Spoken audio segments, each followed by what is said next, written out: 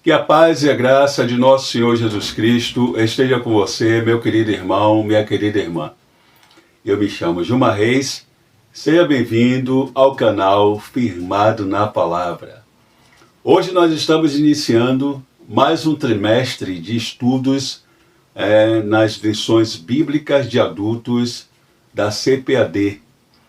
Nós já estamos aí no quarto trimestre de 2025 e nesse trimestre as lições bíblicas de adultos estão com o tema Corpo, Alma e Espírito, a restauração integral do ser humano para chegar à estatura completa de Cristo. Nesse trimestre estudaremos o que a Bíblia ensina sobre o homem, sendo ele um ser tríplice. Veremos como o Criador, em sua soberania, entregou o governo da sua obra nas mãos desse ser especial, diferente de todos os demais já criados. Animados, mas não autogovernados, os animais que já haviam sido criados e já povoavam a terra e o céu, foram feitos cada um segundo a sua espécie. O homem, contudo, trouxe consigo a imagem de Deus. Um ser autônomo, mas não autômato, pensante e não meramente vivente, sensitivo e não meramente instintivo. Esse é o homem, criado à imagem conforme a semelhança de Deus, a coroa da criação, que é objeto do estudo desse trimestre. E o título da primeira lição é O Homem, Corpo, Alma e Espírito.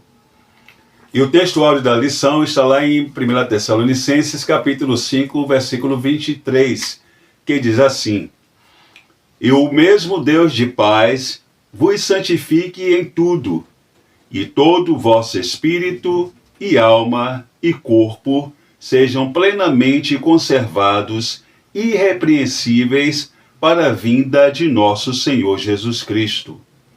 1 Tessalonicenses, capítulo 5, versículo 23. Aqui nós vemos, irmãos, que 1 Tessalonicenses, capítulo 5, versículo 23, nos dá um quadro nítido das três partes do homem relacionadas com os aspectos presentes e futuros da obra da salvação, que é a santificação e a glorificação.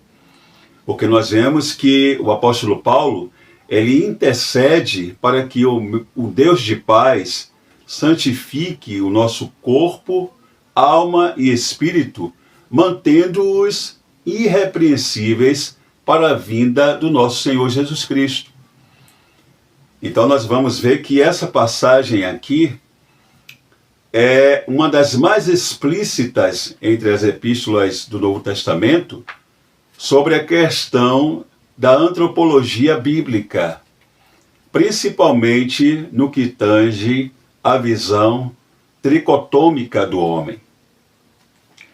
E aí é com base nessa passagem que nós podemos entender que as três partes, espírito, alma e corpo, cada uma em seu respectivo lugar, compreende, constitui o homem completo. O espírito, que é a pneuma, que é a sede da inteligência, que é a parte que sabe, a parte que conecta o homem com Deus, pois ela é receptiva ao Espírito Santo.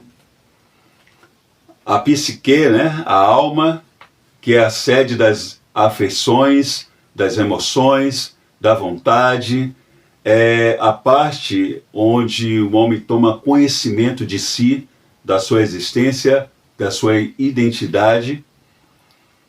E o corpo, que é o tabernáculo, a casa do espírito e da alma, e é por meio do qual o homem, através dos sentidos, interagindo né, com o mundo físico, ele toma conhecimento, consciência do mesmo, né, do mundo material. Então, em resumo, a gente pode compreender que o Espírito, ele dá consciência ao homem de Deus, da existência de Deus. A alma dá consciência ao homem de si mesmo. E o corpo dá consciência ao homem do mundo físico, através da interação que ele faz com esse mundo por meio dos sentidos. E a verdade prática da lição diz assim: Deus nos fez corpo, alma e espírito para glorificá-lo eternamente com todo o nosso ser. O homem, ele não é um mero detalhe no universo, nem surgiu por acaso. Ele é fruto de uma decisão amorosa do Deus Trino. Quando nós lemos lá Gênesis capítulo 1, versículo 26, nós vemos lá: façamos o homem à nossa imagem, conforme a nossa semelhança. Deus, em seu conselho eterno, decide fazer o homem. O homem foi criado de forma direta e pessoalmente por Deus, do pó da terra, para que refletisse a sua glória e dessa forma o glorificasse. E não somente isso, ao homem foi dado a tarefa de propagar sua espécie e de gerenciar, administrar, cuidar das demais criaturas, de todas as demais criação. Adão, ele foi criado para usufruir de um relacionamento exclusivo e pessoal com o seu Criador. E através dessa relação, ele iria se diferenciar das demais criaturas. Em sua vida racional, Adão seria como Deus, no que se refere possuir razão, vontade, intelecto e emoções.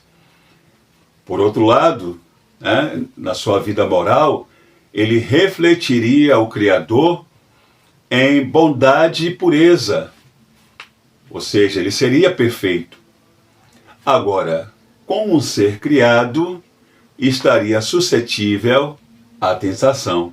E a palavra-chave da lição é tricotomia, que em teologia é a doutrina que defende que o ser humano ele possui três partes essenciais: corpo, alma e espírito.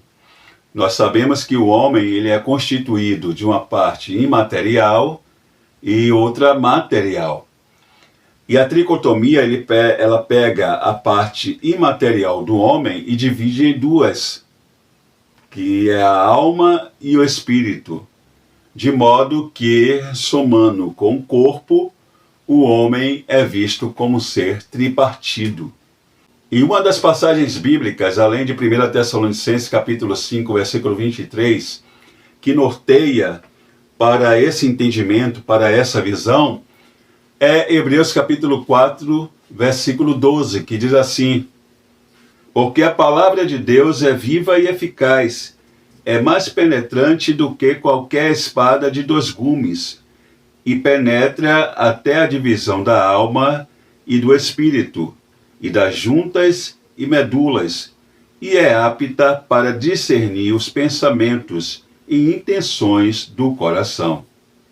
Veja que para o autor aos Hebreus, a parte imaterial do homem, ela divide-se em duas: a alma, que é quem anima o corpo, e o espírito, que é por onde nós nos relacionamos com Deus.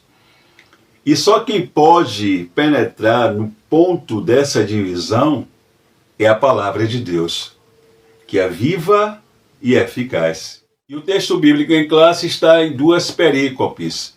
A primeira é Gênesis capítulo 1, versos 26 a 28, e a segunda, Gênesis capítulo 2, versos 7, 18, 21 a 23, onde nós vamos encontrar a narrativa da criação do homem, do primeiro casal, onde nós vamos encontrar, fala do Deus Trino dizendo: façamos o homem a nossa imagem conforme a nossa semelhança.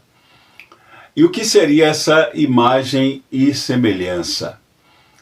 Bom, a palavra imagem, ela provém da palavra hebraica tselem, que significa projetar, produzir uma sombra. Imagine você a sua sombra sendo projetada na parede, né? O sol projetando na parede a sua sombra. Ela teria todos os seus contornos, mas não teria todos os seus detalhes. Até porque ali não é você, né? Não é propriamente você. Teria apenas uma representação, uma leve representação sua, ali na parede. Da mesma forma é o homem em relação a Deus. Ele é a imagem de Deus na criação. Não em aspectos físicos, porque Deus ele não pode ser representado em aspectos físicos, pois ele é espírito. Então, como é que o homem ele é a imagem de Deus na criação? Como é que ele é o representante de Deus na criação? Através da função que ele exerce de dominar sobre as demais criaturas. Através do domínio que ele tem sobre a terra. Domínio esse que foi dado, que lhe foi concedido pelo próprio Deus. É como que Deus, ele, através do homem, ele colocasse a sua assinatura na criação e dissesse: olha, tudo isso me pertence. Tudo isso aqui é regido por mim. Aqui está o meu representante. E a outra palavra que nós encontramos aí é semelhança, que vem da palavra hebraica demut, que já aponta para os atributos, as características de Deus que ele comunicou ao ser humano. Por exemplo, na mentalidade, o homem foi criado um ser racional, com intelecto, com liberdade de escolha, qualidades que refletem o próprio intelecto e liberdade de Deus. Na moralidade, o homem, ele, quando foi criado, ele era marcado pela justiça, pela pureza e inocência, refletindo assim a santidade de Deus. Na questão social, o homem ele foi criado para a comunhão, refletindo a comunhão do próprio Deus Trino. Então, a semelhança, ela refere-se ao estado de perfeição moral que o homem tinha antes da queda e que foi afetado, que foi corrompido pelo pecado, mas que através da graça e da fé em Jesus Cristo pode ser restaurado. E seguindo aqui no tópico 1 da lição, nós temos tricotomia humana, doutrina e teologia. Aqui nesse primeiro tópico da lição, o comentarista ele vai abordar o fato de que a doutrina do homem está fundamentada nas Sagradas Escrituras, numa revelação suficiente para demonstrar para nós quem é o homem, como ele foi criado e com que propósito ele foi criado. E aí na sequência ele vai nos lembrar que a doutrina do homem, no campo da teologia sistemática, ela é conhecida como antropologia bíblica, que vai estudar o homem, a sua origem, constituição, existência, levando em conta todo aquele período anterior à queda, levando em conta o pecado original, o plano de redenção e a eternidade. O significado etimológico da palavra antropologia é a ciência do homem, a ciência que estuda o homem. Até porque essa palavra antropologia, ela deriva de duas outras palavras gregas. Anthropos, que significa homem, e logos, zoologia, que significa estudo, razão, doutrina. E a antropologia, ela pode estudar o homem de dois pontos de vista. Ela pode estudar o homem do ponto de vista divino, com base naquilo que a Bíblia ela revela para nós sobre o homem, que é o nosso caso, ou do ponto de vista meramente humano, com base na filosofia humana, que vai estudar o homem no seu aspecto físico-somático, levando em conta a questão histórica, a sua origem, constituição, existência, mas meramente com base numa visão humanista. E na sequência o comentarista ele vai falar sobre a psicologização da fé cristã. E aí ele vai fazer o seguinte comentário: em um tempo de tanta psicologização da fé e intensa busca de respostas para os problemas humanos em concepções não cristãs, um piedoso e profundo estudo das Escrituras é cada vez mais necessário e urgente, a fim de desfazer toda e qualquer dúvida existencial e gerar uma fé bíblica genuína, sadia e equilibrada. Na verdade, quando você lê o livro de apoio, você vai entender melhor o porquê essa abordagem aqui do comentarista da lição. Na verdade, ele demonstra uma preocupação sobre o fato da psicologia ela está invadindo cada vez mais o ambiente cristão. Olha assim, a gente precisa entender esse ponto da seguinte forma. Como nós estamos vendo, Deus ele criou o homem, um ser inteligente, capaz de criar, capaz de perscrutar, de descobrir, de desenvolver. Ou seja, aquilo que ele vem fazendo, desde a sua origem, durante toda a sua história. Então, com base nesse entendimento, nós vemos que toda descoberta científica, o desenvolvimento da ciência e o seu aprimoramento é uma permissão de Deus. O Criador, na sua infinita graça, ele tem dado ao homem essa capacidade para realizar esses feitos. Agora, qual é a nossa preocupação como cristão? É quando há uma supervalorização, quando há uma ênfase exacerbada na visão humanista, na razão, em detrimento da fé. E aí é que é preciso ter um cuidado. A gente não pode espiritualizar tudo, é bem verdade, mas também não pode trazer tudo para a razão. É preciso ter um ponto de equilíbrio. O homem não pode ser tratado apenas no seu campo fisiológico. Ele precisa ser tratado na questão espiritual também, porque ela existe. Quer queira ou quer não, ela existe. Então é preciso ter um discernimento para compreender quando a questão ela é de ordem espiritual ou quando ela é de ordem apenas traumática, patológica. Porque vai haver momentos em que, aqui a gente está tratando, como a gente está falando do homem, a gente está tratando nesse campo da psicologia, a questão da alma, das emoções. Então, em suma, o que deve haver é quebra de tabus.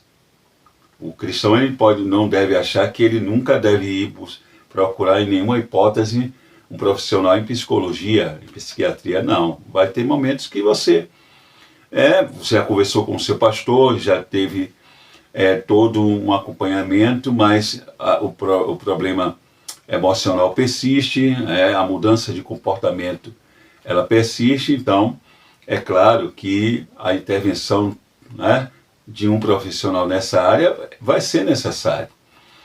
Mas o ponto que a gente quer trazer aqui é que uma área ela não pode ser supervalorizada, né, em detrimento da outra. Uma questão, um aspecto, ele não pode ser supervalorizado, né, em detrimento do outro.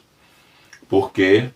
Porque o homem, ele também é um ser espiritual, né? Ele também tem o seu ponto espiritual, os seus elementos espirituais, e precisa ser dado atenção a isso. E Deus é soberano, porque toda a capacidade, né, todo o desenvolvimento científico que ocorre é uma permissão de Deus, é graça de Deus. Então, quando a gente tem dentro dessa área um acompanhamento de um profissional que ele não descarta Deus da equação, é até melhor. É até melhor. Bom, e seguindo aqui, o subtópico 2 diz assim: a tríplice natureza. A teologia utiliza o termo tricotomia para tratar da tríplice constituição do ser humano, o corpo, a alma e o espírito. Aqui nós já tratamos dessa questão, já trabalhamos esse ponto. Então, seguindo aqui para o segundo parágrafo do subtópico 2, do tópico 1, nós temos aqui: o próprio Jesus Cristo, o Filho de Deus encarnado, plenamente homem e plenamente Deus, possuía essa constituição. Que constituição? Espírito, alma e corpo.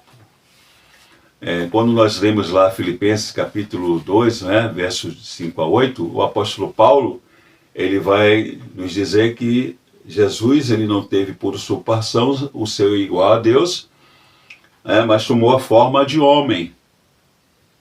Ele encarnou, ele tabernaculou entre nós, ele veio viver entre nós como ser humano. E na sua encarnação, ele foi sim constituído de espírito, alma e corpo.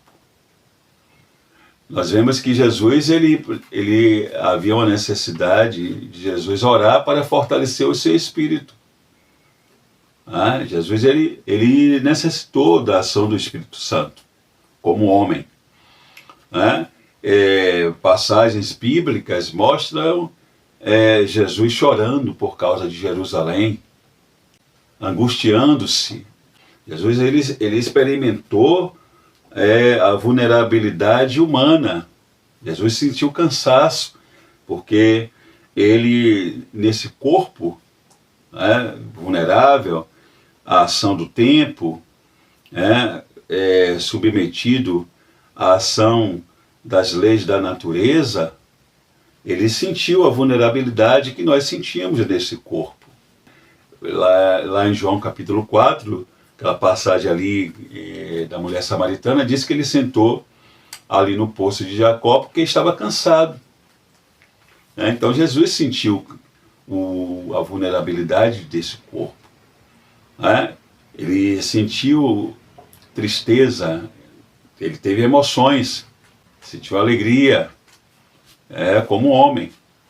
Então, ele foi constituído, sim, de espírito, alma e corpo.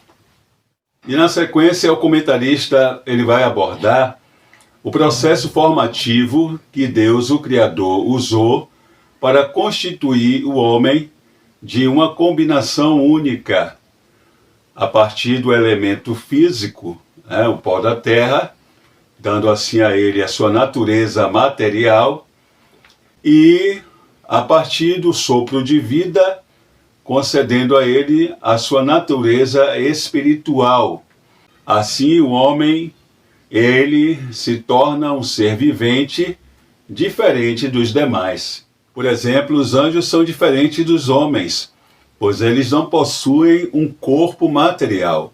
Eles não possuem essa parte material que nós possuímos, pois eles são espíritos.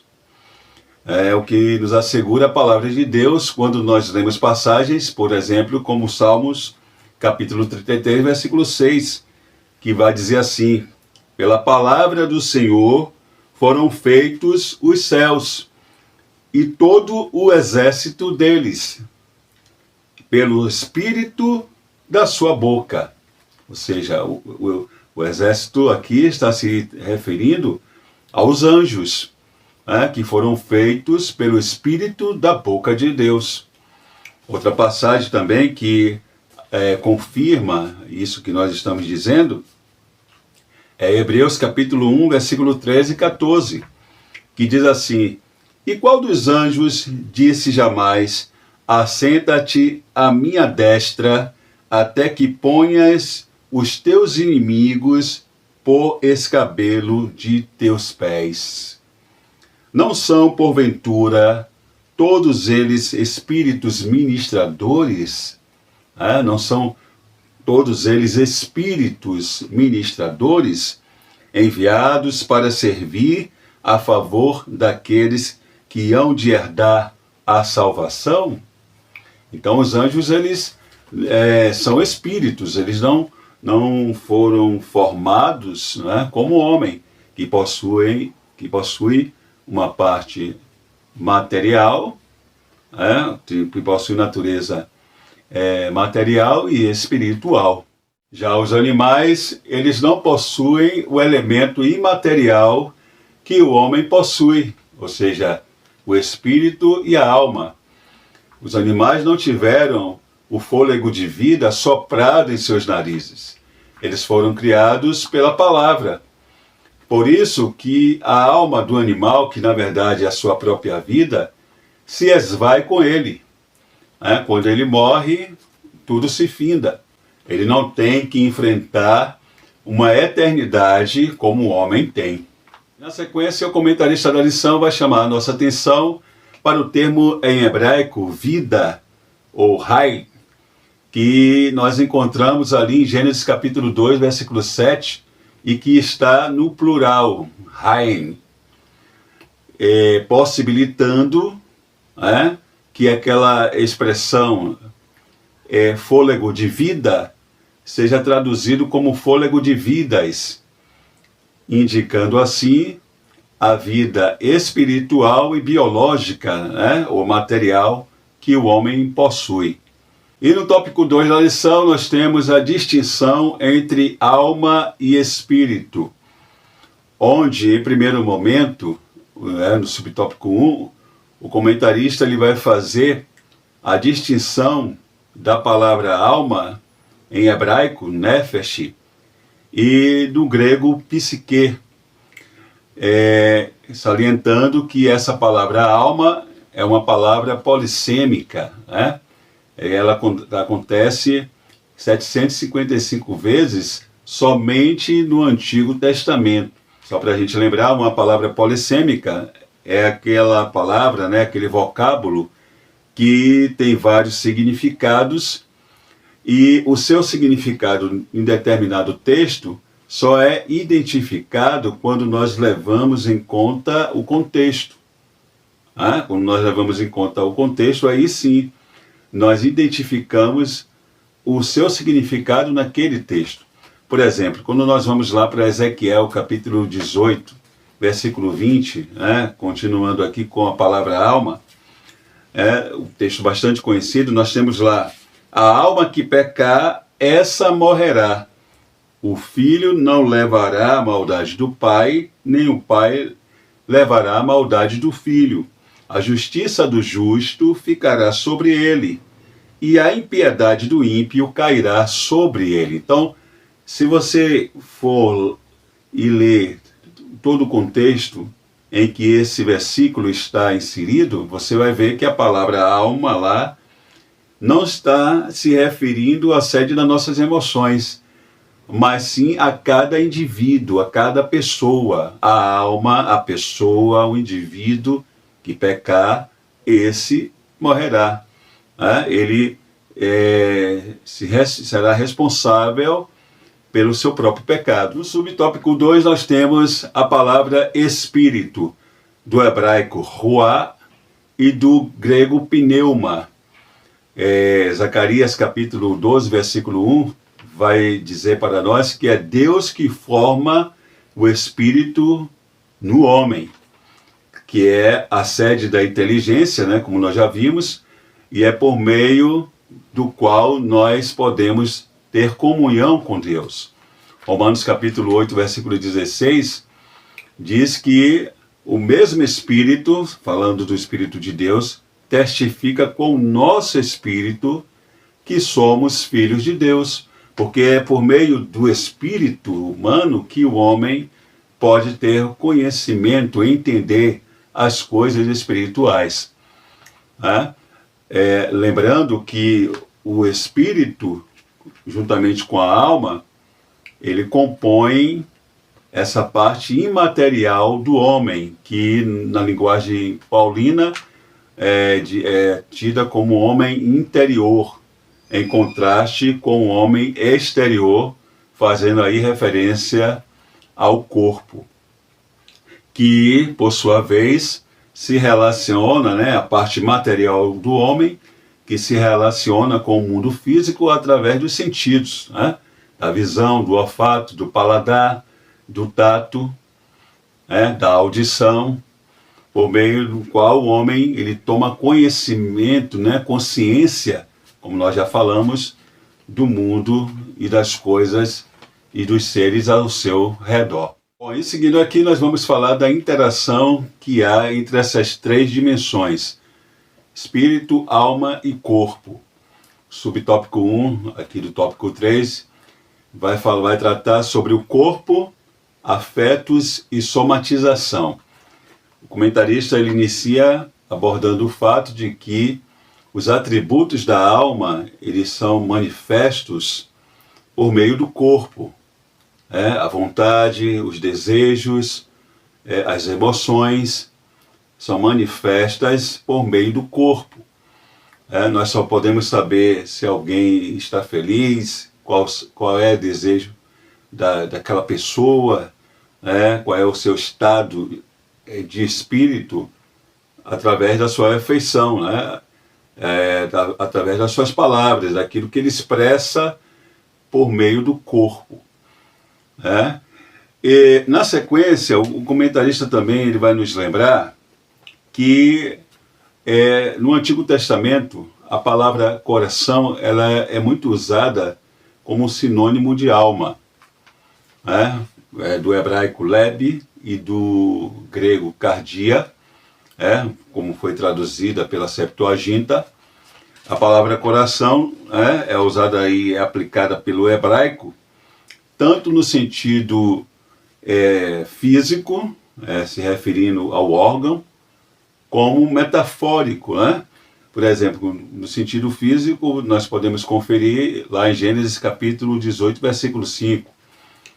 No sentido metafórico, aí considerando o coração como a sede da vida espiritual e intelectual do homem, aí envolvendo as emoções, a vontade e a mente, nós podemos conferir em passagens como Deuteronômio, capítulo 28, versículo 47, 1 Reis, capítulo 3, versículo 12, Êxodo, capítulo 36, versículo 2. Salomão afirmou que o coração alegre aformoseia o rosto.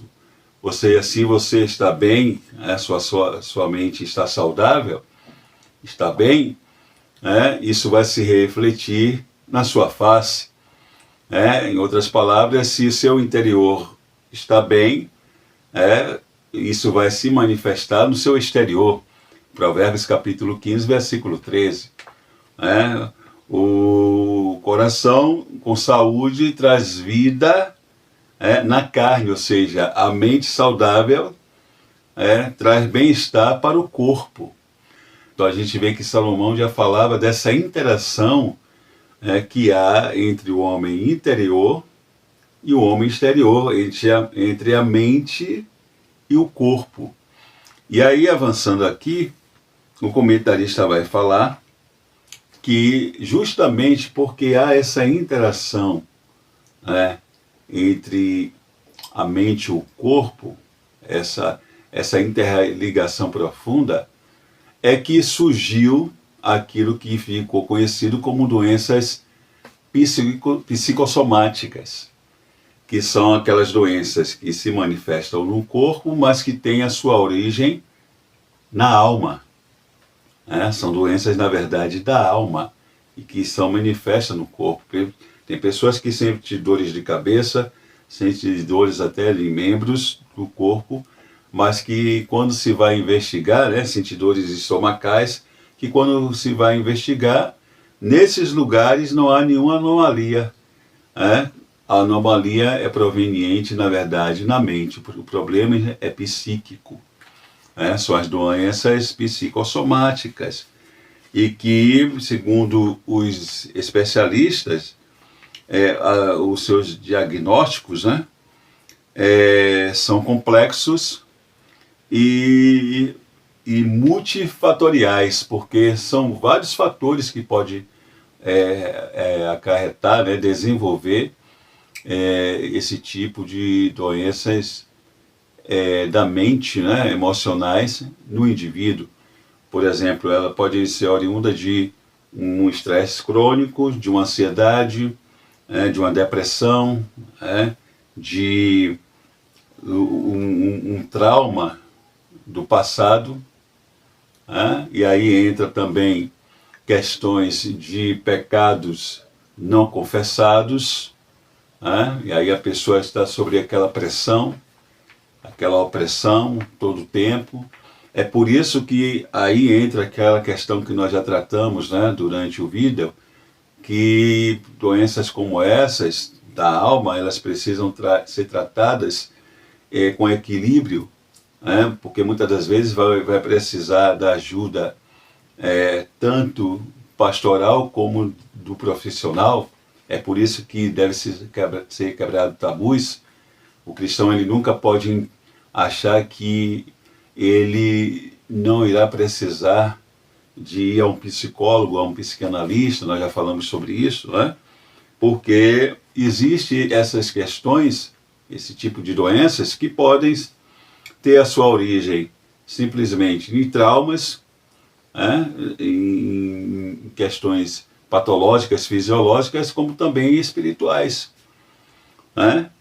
e que muitas vezes precisam ser tratadas com uma abordagem integrada, combinada, entre fé e a clínica de um profissional em psicologia.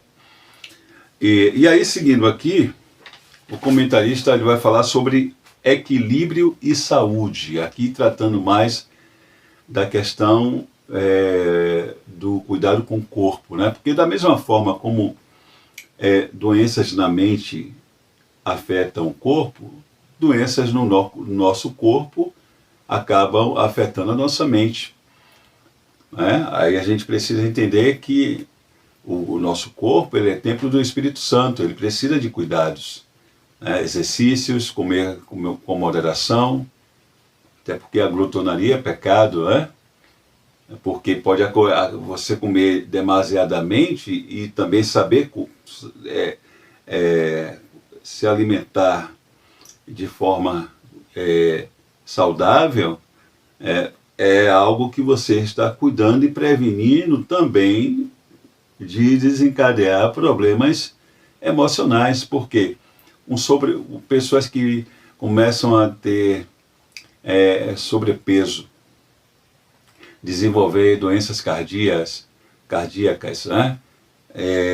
pressão arterial sempre alta, aí começa o estresse, a ansiedade, a preocupação com a saúde física, então tudo isso uma coisa ligada à outra, Então a orientação é cuide do seu corpo. Você precisa cuidar do seu corpo. Eu preciso cuidar do meu corpo, Eu preciso cuidar do meu corpo, até porque ele é templo do Espírito Santo e para ele há promessa, Lembremos do nosso texto áureo, que a intercessão de Paulo é que todo o nosso espírito, alma e corpo sejam mantidos irrepreensíveis, cuidados até o dia da vinda do Senhor, porque ainda que nós passemos pela morte, esse corpo ele tem a promessa de ser um corpo transformado, glorificado.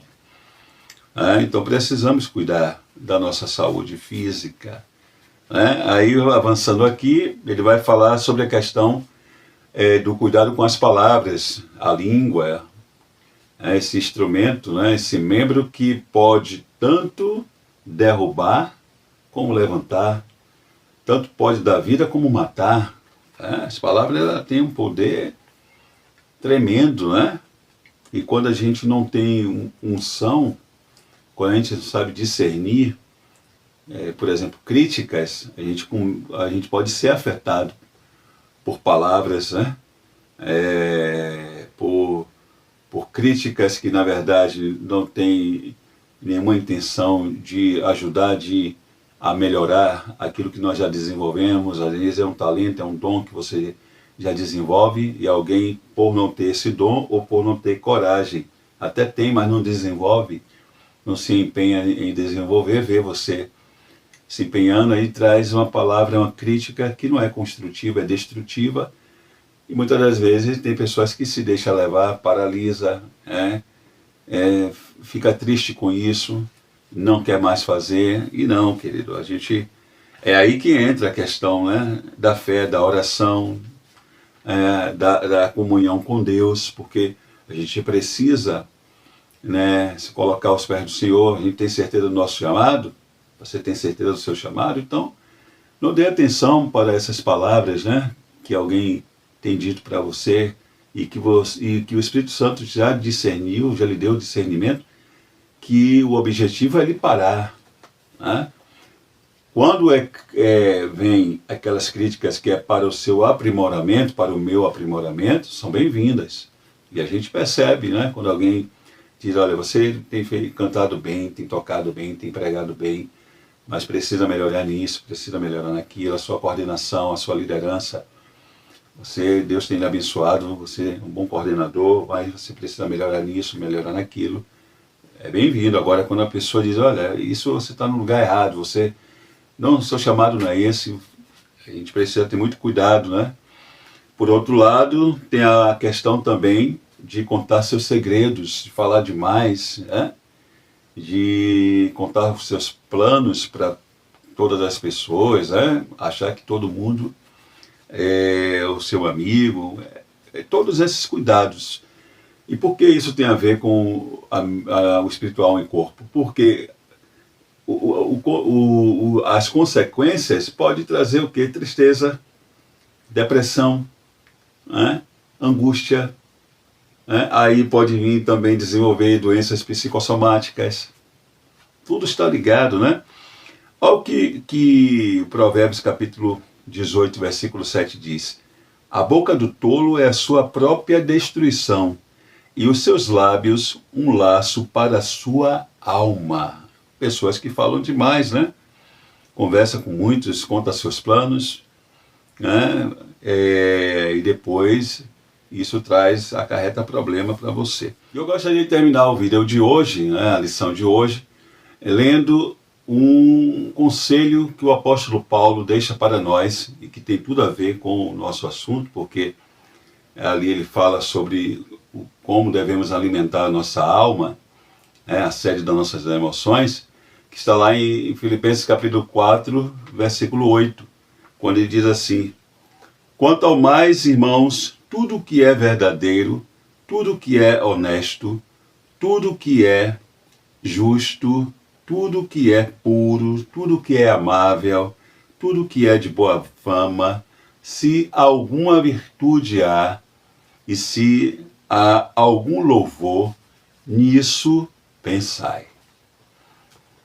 Então que possamos pegar para nós esse conselho do apóstolo Paulo, porque, como nós vimos aí no último tópico, há uma interação entre essas três dimensões.